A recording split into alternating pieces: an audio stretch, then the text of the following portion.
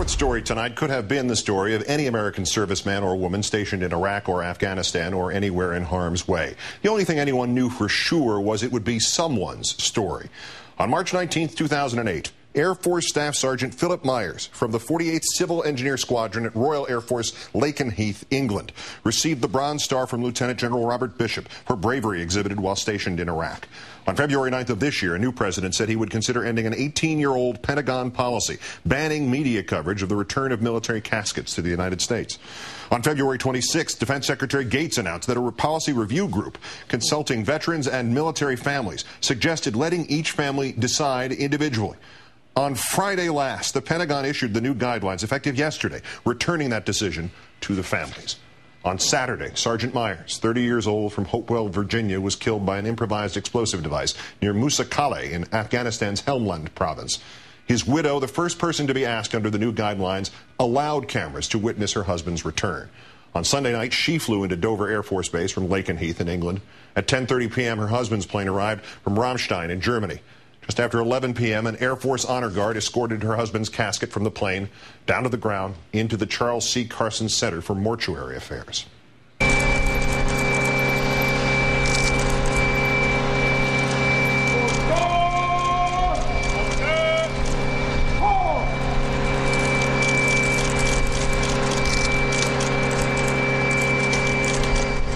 By 11:30 p.m., it was over. Joining us now, MSNBC political analyst Eugene Robinson, associate editor and columnist at The Washington Post. Gene, good evening.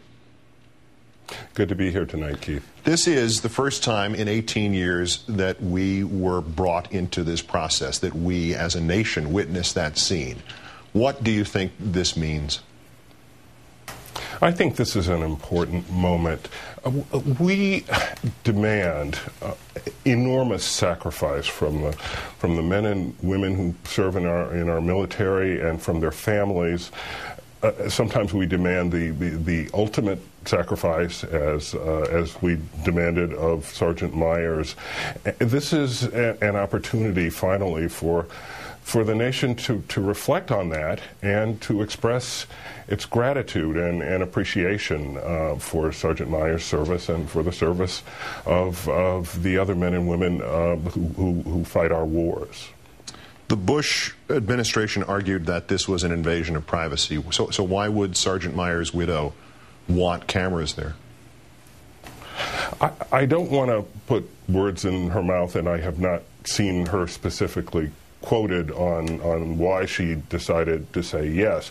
I would hope that she saw it as an opportunity to allow the nation to say thank you, to allow the nation to recognize her husband's service, and by extension, since it has been 18 years, the service of the thousands of men and women who have died, who have been brought home in this way, have arrived at Dover unseen and unremarked, and there's an emptiness and incompleteness there. And while this certainly doesn't compensate, I think it gives the nation something and gives us a chance to give something back. Can you explain, with this context of us getting to see this, both the previous rationales for not letting the families have the final word on this, and also how the policy originated? How the policy originated. I'll explain the sequence of events, and we can decide whether or not to draw the connections. In 1989, President George Bush I ordered the invasion of Panama. There were 23 U.S. casualties. At one point, one of the networks ran a split screen showing the president joking with reporters and casualties arriving at Dover. The White House was not pleased with that juxtaposition, to say the least. 2 years later, during the first Gulf War, this policy was put into place, and the rationale was not to cause distress to the families. It was not to cause distress to the president. Of course, the White House would deny a connection between those two. I think we can draw our own conclusions. Some military families who supported this ban during its entire tenure said the images of what we're seeing, these images would be used perhaps by one side or another in political fights. If we cannot deny that that might happen, why is that, if not okay, then at least worth it somehow? I think that's perfect way to put it, Keith. It's not okay in as much as it brings any distress to any of the family members, but it is worth it. That's the way a democracy works, I think. War is never antiseptic. It is never without cost. It is never without tremendous wrenching sacrifice.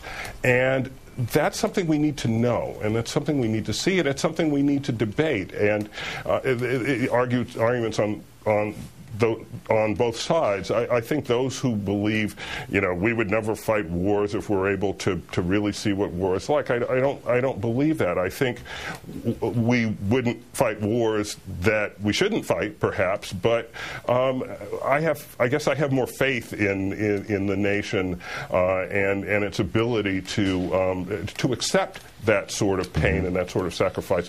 But we need to see it. We need to know. And I'm glad that the policy has been reversed, and we got to honor Sergeant Myers and to honor the dead of the Iraq War and the other conflicts that have unfolded in the dark. And to more fully inform both sides of the debate.